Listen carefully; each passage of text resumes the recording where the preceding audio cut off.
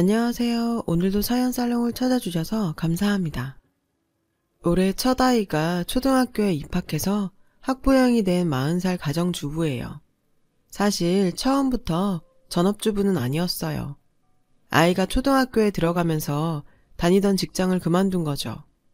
사표를 낸 계기는 이제 막 입학을 한 아이의 이른 학교 시간 때문이었어요. 덕분에 요즘은 아이와 집에 가는 길에 군것질도 하고 동네 산책도 하면서 아이 키우는 맛을 느끼며 살고 있어요. 사실 사표를 내기까지 고민이 많았어요. 경력이란 게 한번 단절되면 복귀가 쉽지 않으니까요. 그렇다고 어린 딸을 돌봄 교실이나 학원에 보내는 건 마음에 내키지 않았거든요.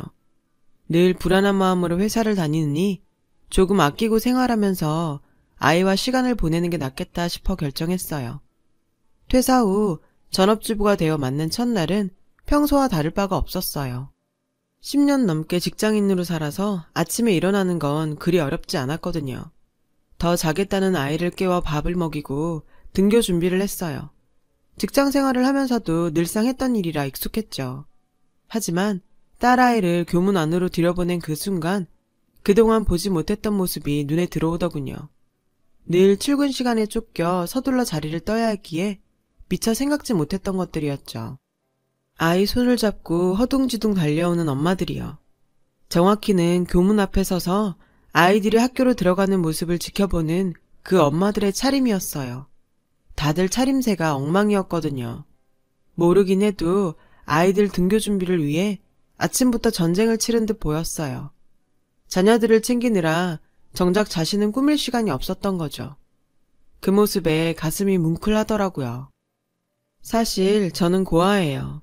7살 무렵 부모한테 버려져 보육원에서 자랐거든요.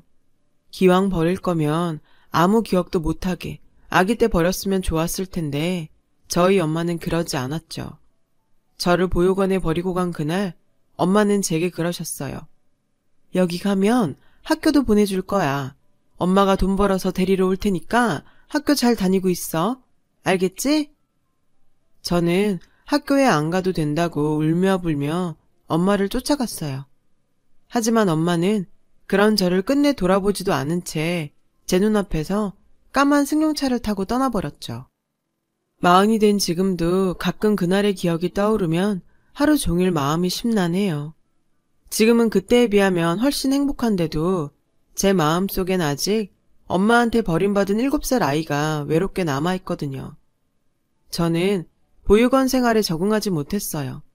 함께 사는 아이들은 그런 절 따돌렸고 저는 어차피 엄마가 오시면 여길 떠날 거란 생각에 상관없다고 생각하며 계속 겉돌기만 했었죠. 원장님은 그런 저를 늘 마음 아프게 생각했어요. 아마도 엄마를 그리워하는 제 모습이 측은했던 모양이에요. 하지만 전 그럴 때마다 내가 왜 이런 동정을 받아야 하나 불만이었어요. 초등학생 시절 내내 말썽만 부리는 골칫덩이였던 저는 드디어 초등학교 졸업을 앞두게 되었고 어쩌면 엄마가 졸업식에 오지 않을까 하는 신락 같은 희망을 품고 있었어요. 지금도 그날을 생생하게 기억해요. 엄마는 결국 졸업식에 오지 않았거든요. 게다가 저는 친구들은 다 들고 있는 꽃다발도 하나 받지 못한 채 터덜터덜 보육원으로 돌아와야 했어요. 그날 이후로 중학교 입학과 동시에 저는 불량 청소년이 되었어요. 어차피 마음 아파할 부모도 없으니 막 살아도 된다는 이상한 오기가 발동한 거죠. 원장님과 담임선생님은 그런 저를 혼내고 달래며 애를 많이 쓰셨어요. 하지만 당시 저는 모든 어른들이 다 저를 버린 엄마처럼 느껴졌던 탓에 마음의 문을 닫고 말았죠. 그중 제가 가장 싫어했던 부류는 보육원을 찾는 자원봉사자들이었어요. 그들의 선행조차 좋게 받아들일 수 없을 정도로 삐뚤어진 시각을 가지고 있었거든요. 제 눈엔 자원봉사자 모두가 자신들보다 불행한 우리를 보며 자신들의 인생이 상대적으로 행복한 인생이라는 걸 확인하려는 걸로만 보였어요. 그래서 그들이 올 때마다 더 말썽을 부렸죠. 혹여 자원봉사자를 따라온 그들의 아이라도 있으면 야수처럼 달려들어 그 아이를 괴롭히곤 했어요. 덕분에 밤이면 일기보다 반성문을 더 많이 써야 했죠. 세상에서 제가 가장 불행한 아이라고 생각하며 잠들 때마다 엄마를 원망했어요. 그러던 어느 날이었죠. 말썽만 부리던 저에게 어떤 젊은 아줌마가 관심을 보이더라고요. 저는 그 아줌마의 관심이 싫어서 제가 할 수 있는 나쁜 말과 나쁜 짓은 다 했어요. 그런데도 그 아줌마는 그런 저를 입양하겠다고 하지 뭐예요. 원장님은 세상에 이런 기적이 있냐며 너무 기쁜 나머지 눈물까지 흘리셨고, 저는 저처럼 다 큰 아이를 입양하는 데는 뭔가 꿍꿍이가 있을 거라고 의심했어요. 게다가 아줌마 남편은 저를 못마땅하게 생각했거든요. 그 모습에 저는 점점 더 저를 입양하려는 아줌마를 의심하게 되었어요. 하지만 한편으로는 이러나 저러나 달라질 것도 없는 인생, 차라리 입양 가서 사는 것도 괜찮겠다 싶었어요. 한 방에서 여러 아이들과 바글거리며 사는 것도 지겨웠거든요. 그럴 바엔 가정집이 나을 것 같았어요. 저는 입양이 확정되기 전까지 아줌마의 집과 보육원을 오가며 지내야 했어요. 지금도 그때를 생각하면 생생하게 기억나는 게 있어요. 처음 보육원이 아닌 집에 들어가던 날의 기억이죠. 그 느낌을 표현하자면 식판이 아닌 그릇에 밥을 먹는 따뜻함 같은 거였죠. 아줌마가 꾸며놓은 제 방에는 제가 그토록 갖고 싶어 했던 침대와 책상이 있었고, 난생 처음 입어보는 잠옷이 있었어요. 솔직히 좋았어요. 저를 입양하겠다는 아줌마와 아저씨 마음보다 제 방에 있다는 게 그렇게 좋을 수가 없었죠. 그래서 그날 이후 저는 이 집에서 살아야겠다고 결심을 했어요. 그리고는 완전히 다른 아이가 되었어요. 한마디로 연극을 시작했던 거죠. 나를 입양해서 좋은 사람이라 칭찬받길 원하는 저들의 소원을 이루어주기로 했던 거예요. 그러기 위해서 저는 누구보다 불쌍하고 착한 아이가 되어야 했어요. 그렇게 해서 다른 아이들처럼 누릴 건 누리고 살겠다고 생각했거든요. 그리고 그 연극은 대성공이었어요. 아줌마는 세상을 향해 가시만 세웠던 제가 당신의 사랑과 보살핌으로 온순한 아이가 되었다고 생각했고, 저를 끊임없이 불쌍하게 생각하며 말도 하기 전에 많은 것을 해주려고 했거든요. 하지만 제 연기는 오래가지 못했어요. 사람이 하루아침에 바뀔 수는 없잖아요. 저는 집에선 가면을 쓰고 살았지만 학교와 밖에서는 제 본성대로 살았고, 그런 저를 하늘이 괘씸하게 봤는지 교내에서 패싸움을 일으켜 제 본 모습이 양부모한테 까발려지고 말았거든요. 파양한다고 하면 어쩌지? 어쩌긴 뭘 어째. 다시 예전처럼 사는 거지. 차라리 잘 됐어. 그냥 하고 싶은 대로 살자. 저는 학교에 불려온 양부모 옆에서 앞으로 일어날 일을 상상하며 마음을 단단히 먹었어요. 그런데 그런 제 앞에서 도저히 믿을 수 없는 일이 벌어졌지 뭐예요. 선생님, 우리 애가 얼마나 착한데요. 패싸움이라뇨. 분명 억울하게 휘말린 겁니다. 가뜩이나 학교에서 보육원 출신이라고 애들이 가만두지 않는 것 같아서 내내 신경 쓰고 있었어요. 도대체 학교에선 애들 관리를 어떻게 하길래 이런 억울한 일이 다 생깁니까? 아줌마는 담임선생님과 교장선생님께 큰 소리를 치며 저를 옹호했고, 아저씨는 그런 아줌마를 진정시키느라 애를 썼죠. 하지만 소용없었어요. 아줌마는 저를 지키기 위해 필사적이었거든요. 그 모습은 저에게 신선한 충격으로 다가왔어요. 처음으로 세상에 내 편이 생긴 것 같은 기분이 들 정도였죠. 그날 저녁이었어요. 아줌마는 소고기를 구워주며 제게 다 괜찮으니 아무 걱정 말라고 하셨어요. 그 모습에 양심에 찔려서 마음이 조금 불편하더라고요. 그래서 전 양부모 앞에서 무릎을 꿇고 용서를 빌었어요. 죄송해요. 사실 패싸움에 휘말린 게 아니에요. 제가 주동했어요. 여기 살고 싶어서 착한 애인 척 연기했던 거예요. 사실은 저 그렇게 좋은 애 아니에요. 이번 일만 해도 그렇고요. 제게 잘해주셨는데 속여서 죄송해요. 다시 보육원에 가라고 하셔도 돼요. 다 제 잘못이니까 그래도 돼요. 그 순간 나도 모르게 눈물이 났어요.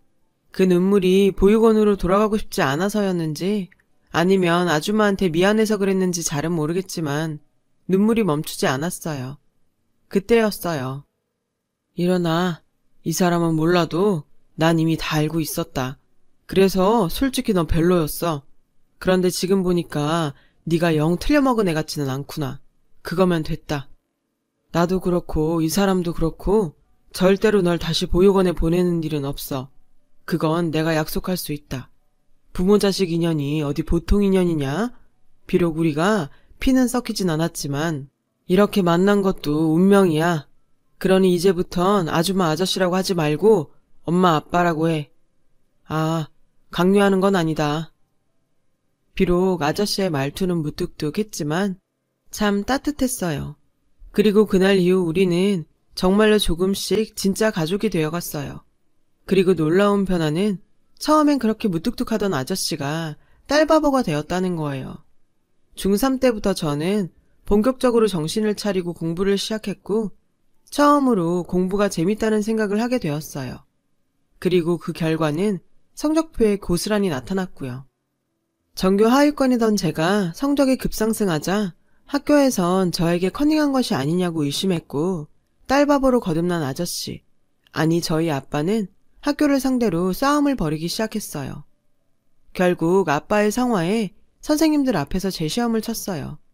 제 실력이라는 게 증명되면 누명을 벗는 건 물론이고 저를 의심했던 선생님들이 단체로 제게 사과를 하는 게 조건이었죠. 그날 저녁 저는 처음으로 어른들한테 사과를 받아봤어요. 그게 진심이든 아니든 이래서 아이는 부모의 그늘이 필요한 거구나 생각하며 새삼 저를 위해 나서준 아빠가 너무 고마웠어요. 그래서 저는 고마움을 보답하려 인문계 고등학교에 진학을 했고 본격적으로 공부를 시작하게 됐어요. 아침이면 늘 따뜻한 밥을 차려주는 엄마가 있었고 야간 자율학습이 끝날 시간에 맞춰 저를 데리러 오는 아빠가 있었기에 외롭거나 힘들지 않았어요. 고등학교에 들어가 사귄 친구들은 저희 과거는 물론이고 제가 입양하라는 사실조차 알지 못했고요. 그러다 제가 고2가 되었을 무렵 복도에서 우연히 같은 보육원에 있었던 1살 어린 동생을 만나게 되었어요. 죄 지은 것도 없는데 그 동생을 보자 저는 화장실로 숨어버렸죠. 동생은 그런 저를 본 듯 찾아다니는 눈치였어요. 여태 잘 다녔던 학교에서 저의 과거가 드러날까봐 두려웠어요. 하지만 이런 제 마음을 알 리 없는 동생은 끝끝내 2학년 복도를 뒤지며 저를 아는 친구들에게 제 얘기를 떠벌리고 다녔죠. 그렇게 집에서 사랑받는 외동딸인 척하더니 고아였어? 그러니까 정말 소름 끼치지 않냐? 우리한테 신하영에 대해 얘기해준 1학년 애가 그러는데 걔 입양 전까진 완전 개날라리였대. 제 귀까지 들리는 저의 소문에 저는 학교가 지옥같이 느껴졌어요. 그렇다고 부모님께 이 얘기를 할 수도 없고 내 발로 지옥까지 걸어가는 등굣길은 정말이지 고역이었어요. 그래서 한두 번 학교를 빠지고 도서관에 가서 공부를 하기도 했고요. 이 일로 학교에서 무단결석으로 집에 연락을 했고 저는 학교에서 일어나고 있는 일에 대해 부모님께 솔직하게 얘기할 수밖에 없었죠. 다음날 저희 부모님은 학교에 가서 자퇴를 하겠다고 하셨어요. 학교에서 무슨 그런 일로 자퇴까지 하냐고 저희 부모님을 말렸지만 소용없었죠. 여기든 다른 데든 다 믿을 수 없어 그래요. 저 우리 애 열심히 공부시켜서 보란듯이 좋은 대학 보낼 거예요. 그러니까 자퇴 처리해주세요. 그러지 마시고 소문내고 다닌 그 학생을 홍계 조치할 테니 그만 노염 푸세요. 선생님이면 이렇게 사방에 소문이 다 퍼진 곳에 자식을 다시 보낼 수 있겠습니까? 저는 제 자식이 친구들한테 손가락질 받는 꼴 전 죽어도 못 봅니다. 그렇게 저는 다니던 학교를 그만두게 되었어요. 아쉬움이요? 솔직히 손톱만큼도 없었어요. 그날 이후 저는 집에서 꽤 실력 있는 선생님들과 공부를 하게 되었어요. 검정고시는 물론 다른 아이들처럼 똑같이 모의고사를 보며 수능 준비도 했고요. 그 결과 저는 최고 명문대인 S대에 합격했고 합격자 발표가 나던 날 저희 부모님은 기뻐서 오열을 하셨어요. 따지고 보면 저희 노력보다 당신들 노력이 더 컸는데도 부모님은 연신 저에게 고맙다고 하시더라고요. 이런 부모님을 보며 저도 따라 울며 감사하다고 몇 번이나 말했는지 몰라요. 대학에 입학한 저는 꼭 좋은 회사에 취직해서 부모님께 효도하겠다는 목표를 세웠어요. 은혜에 보답하고 싶었거든요. 하지만 부모는 자식의 효도를 기다려주지 않는다고 했던가요? 제가 대학교 3학년이던 어느 겨울날 동창들과 부산으로 여행을 갔던 엄마가 고속도로에서 사고를 당하고 말았어요. 아빠와 저는 무사하길 바라며 병원으로 갔지만 엄마는 끝내 숨지고 말았죠. 엄마를 무척 사랑했던 아빠는 한순간에 무너졌고 그런 아빠 옆에서 저는 아무것도 할 수 없었어요. 아빠는 장례를 치르는 내내 잠도 자지 않고 먹지도 않으며 망부석이 되셨죠. 그런 아빠를 보니 만약 내가 두 분의 친딸이었다면 조금은 더 위안이 되지 않았을까 하는 생각이 들었어요. 아빠가 이렇게 힘들어 하시는데 아무 도움이 못 되는 것 같아 죄송했거든요. 엄마도 안 계시는 집에서 아빠한테 부담드리며 살 순 없겠다고 생각했어요. 그래서 휴학하고 집을 나가겠다고 했죠. 지금까지 키워주셔서 감사드리고 그 은혜는 잊지 않고 보답하겠다고요. 그러자 한참을 아무 말 없이 제 얘기를 듣고 있던 아빠는 저를 붙들고 가지 말라며 큰 소리로 우셨어요. 이젠 가족이라고 너랑 나뿐인데 가긴 어딜 가? 학교도 그냥 다녀. 마음 안 잡혀도 그냥 다녀. 너 하나는 내가 지키고 살 수 있어. 너 시집가는 날 아빠가 꼭 내 손잡고 식장에 들어갈 거야. 그러니까 지금 내가 한 얘기는 못 들은 걸로 하마. 그날 이후 아빠는 울보가 되셨어요. 엄마가 보고 싶어서 울고 제 걱정이 돼서 울고 앞으로 혼자 살아갈 시간이 암담해서 또 우셨어요.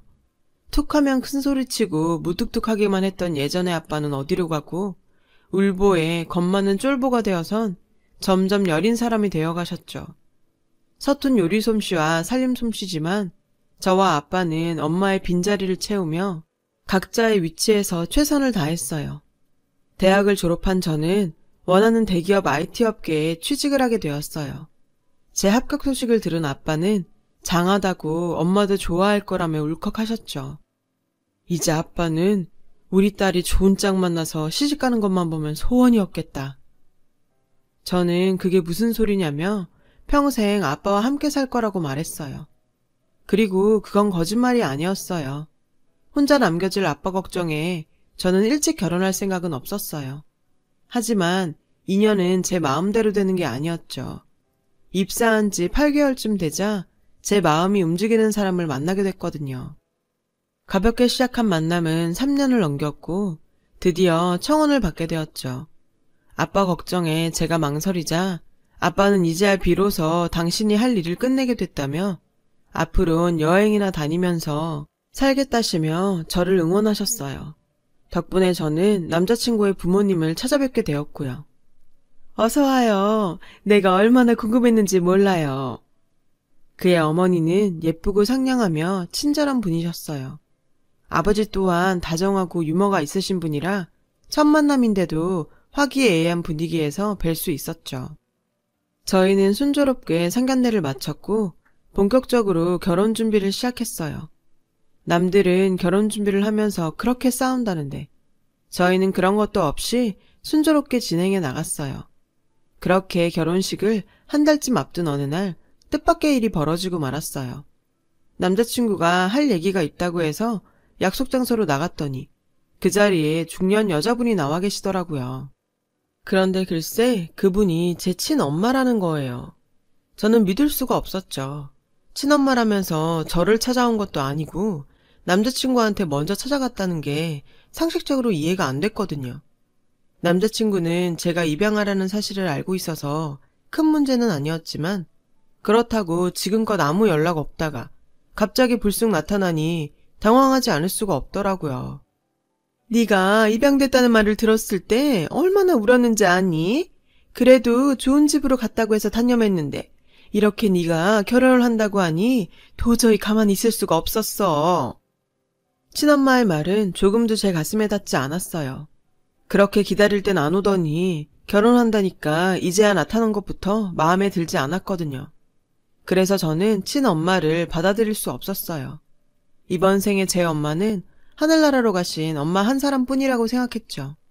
하지만 핏줄이란 게 정말 당기는 건지 생각처럼 친엄마를 완전히 밀어낼 수는 없더라고요. 자리 잡으면 널 꼭 데리러 가야지 했는데 쉽지가 않더라. 내가 배운 것도 없고 나이가 많아지니 점점 더 어렵기만 하더라고. 미안하다. 엄마 많이 기다렸지? 친엄마의 사정을 듣고 나니 어떤 부분은 이해가 되기도 했어요. 아빠에겐 죄송했지만 친엄마와 만난다는 사실을 비밀로 했어요. 그리곤 결혼식 날짜가 점점 다가왔죠. 친엄마는 은근히 혼주 자리에 앉고 싶어 했지만 그것만큼은 절대로 안 된다고 했어요. 그런데 생각지도 못했던 큰 문제가 결혼을 보름 앞두고 터졌지 뭐예요. 저를 찾아온 예비 시어머니는 한참 입만 달싹거리시다 저희 친엄마와 만났다는 얘기를 꺼내셨어요. 제가 입양하라는 것도 충격적이었지만 친엄마라는 사람이 신혼집 근처에 자신이 머물 집도 구해달라고 해서 황당했다고 하시더라고요. 저는 얼굴이 화끈거려서 도저히 고개를 들고 있을 수가 없었어요. 쥐구멍이 있다면 당장 숨고 싶은 심정이었죠. 아가, 내가 정말 이 말은 하고 싶지 않았는데 어쩔 수 없구나. 우리 이 결혼 없던 걸로 하자. 출생이 뭐가 중요하냐고 다들 그러지만 난 아무렇지 않게 넘길 자신이 없구나. 살다 보면 네가 실수할 때도 있을 텐데 그때 내가 무심코 한마디라도 하지 않을 거라고 어떻게 장담하겠니? 게다가 네 생모가 우리한테도 그렇고 내 아들한테 뭘 요구할지 어떻게 하니? 네 아버지께는 너무 죄송하지만 얘기 좀 잘해주길 바란다. 미안하다. 남자친구의 어머니는 말을 마치고 바로 일어나셨어요. 저는 친엄마한테 전화를 걸어 조금 전 얘기가 사실인지 물었어요. 어머, 그 말을 너한테 고스란히 가서 전하든? 내가 뭘 얼마나 바랬다고. 난 그저 내 근처에 살면서 너 좀 도와주려고 그랬지. 설마 너한테 짐이 되려고 그랬겠어? 세상 고상한 척은 다 하더니 입이 참 가볍구나. 그래서 결혼 못 시켜주겠대? 차라리 잘 됐어. 너 정도면 더 좋은 혼처자리 얼마든지 있으니까. 황당하고 어이가 없어 웃음만 나왔어요. 결혼을 망설일 때 저희 아빠는 제가 좋으면 당신도 좋다고 하셨는데 어쩌면 이렇게 비교가 되는지 순간 정신이 번쩍 드는 기분이었어요. 내가 그동안 뭐에 홀렸나 봐요. 갑자기 나타나서 내 인생에 끼어드는 거 아무리 친모여도 나 용납할 수 없어요. 예전처럼 앞으로 연락도 하지 말고 내 앞에 나타나지도 마세요. 제가 효도를 해야 한다면 그건 당신이 아니라 지금까지 날 키우신 우리 부모님이에요. 전화를 끊고도 감정이 복받쳐 한동안 일어나지 못했어요. 그 사이 남자친구와 아빠한테 전화가 왔지만 저는 받을 수도 없었어요. 남자친구는 문자로 어머니께 얘기를 다 들었다며 자기는 절대 저와 파혼을 하지 않을 거라고 하더군요. 하지만 이미 어머님의 마음을 안 이상 저는 결혼을 감행할 자신이 없었어요. 집에 돌아가자 아빠는 유일하게 자신 있어 하는 카레를 만들었다며 저녁을 먹자고 했어요. 아빠, 지금이 몇 시인데 이제서야 먹어. 밥 먹었어? 먹고 온다는 말 없었잖아. 그래서 아빠도 안 먹고 기다린 거야? 시집가면 같이 먹고 싶어도 못 먹을 텐데 있는 동안이라도 같이 먹어야지. 아빠의 말에 울컥해서는 눈물이 났어요. 당황한 아빠는 밖에서 무슨 일이 있었냐고 물으셨죠. 저는 낮에 시어머니한테 들은 얘기를 아빠에게 전했어요. 결혼은 없던 일로 됐으니 앞으로 계속 함께 밥 먹을 수 있다고요. 전 애써 웃었지만 아빠는 웃지 않으셨죠. 그리고 다음날 아빠는 회사에 휴가를 내고 저 모르게 시어머니를 찾아갔어요. 남자친구에게 이 사실을 전해들은 저는 너무 놀라 택시를 타고 아빠를 말리러 달려갔죠. 그런데 도착해서 아빠를 본 순간 저는 그 자리에서 아무것도 할 수 없었어요. 아빠는 어머님한테 가족관계 증명서를 내보이고 있었어요. 저는 가족관계 증명서에 자녀로 표기된 제 이름을 보고 목이 메었고 아빠는 저를 위해 무릎까지 꿇으시고 이렇게 말씀하셨죠. 사부인, 우리 아영인 제 딸이 맞습니다. 저와 하늘에 있는 제 집사람이 가슴에 품어서 공들여 키운 아이입니다. 사돈도 저희 애 예뻐해 주셨잖아요. 비록 우리의 친모가 신뢰를 범했지만 앞으로는 제가 알아서 하겠습니다. 부디 애들 결혼은 무르지 말아주세요. 서로 얼마나 사랑하는지 아시잖아요. 어머님은 당황한 모습으로 덩달아 자신도 무릎을 꿇었어요. 아영이 아버님 이러지 마세요. 저희도 마음이 내내 좋지 않았습니다. 시어머니는 절절한 저희 아빠를 보고 아무 말도 하지 못하셨어요. 저는 어머님께 죄송하다고 말씀드리고 아빠를 모시고 그 집을 나왔어요. 택시 안에서 아빠는 눈물을 훔치셨고 그런 아빠의 모습을 보며 소리쳤어요. 그만 울어. 아빠는 나랑 사는 게 싫어? 이렇게 꼭 시집을 보내고 싶냐고. 아빠한테 마음에도 없는 소리를 했어요. 그러자 아빠는 눈물을 닦으시며 널 어떤 집에 보낸들 내 성에 차겠니? 네가 싫다면 당연히 가지 말라고 하지. 근데 아니잖아. 너 양서방 좋아하잖아. 새끼 마음을 다 아는데 어떻게 아빠가 가만히 있어? 내 엄마 있었으면 나보다 더 했을 거다. 너 중학교 때 생각 안 나?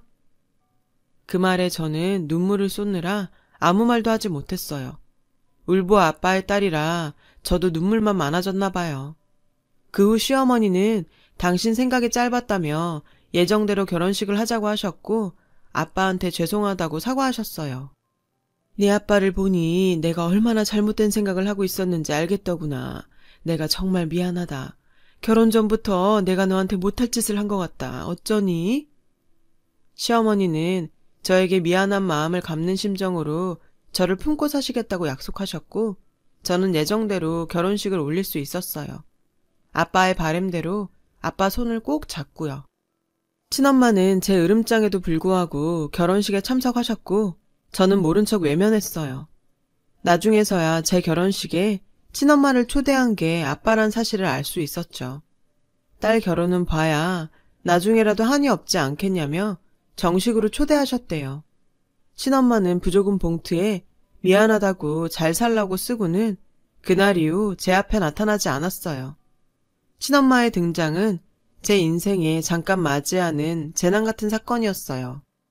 재난이 지나고 나면 회복하는 데 시간이 걸리듯 저는 친엄마의 흔적에 한동안 끙끙 앓아야 했어요. 결혼을 하고 3년이 지났고 우리 부부는 아이 소식이 없어 검사를 받았어요. 결과는 불임이었죠. 세상이 또 한 번 저를 시험하는 순간이었어요. 하지만 저희 부부는 포기하지 않았고 5번의 시험관 시술 끝에 지금의 딸아이를 얻을 수 있었어요. 아빠는 그때 정년퇴임을 하시고 부처님께 기도하는 마음으로 산속 암자에 들어가 수행을 하고 계셨는데 제 임신 성공 소식에 단번에 짐을 싸 돌아오셨지 뭐예요. 세상에 이런 아빠를 누가 친아빠가 아니라고 할 수 있겠어요. 시어머니는 종종 저에게 내 아버지 무서워서 내가 너한테 잔소리를 못한다 라고 농담까지 하세요. 저는 지금까지도 아빠의 그런 사랑의 그늘에서 살고 있어요.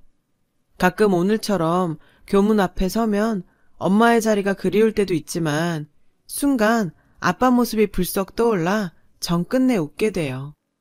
핏줄로 이어진 가족은 아니지만 더 끈끈한 사랑으로 이어진 우리 부녀. 오래오래 부녀의 정을 나눌 수 있게 아빠가 건강하게 오래 사셨으면 좋겠습니다. 저도 부모님들께 배운 사랑 베풀며 살도록 해야지요. 제 이야기를 들어주셔서 감사합니다. 모두 건강하시고 복 받으세요. 여러분, 사연 댓글에 응원과 현명한 조언 부탁드려요. 좋아요와 구독은 저에게 큰 힘이 됩니다. 오늘도 좋은 일 가득하세요.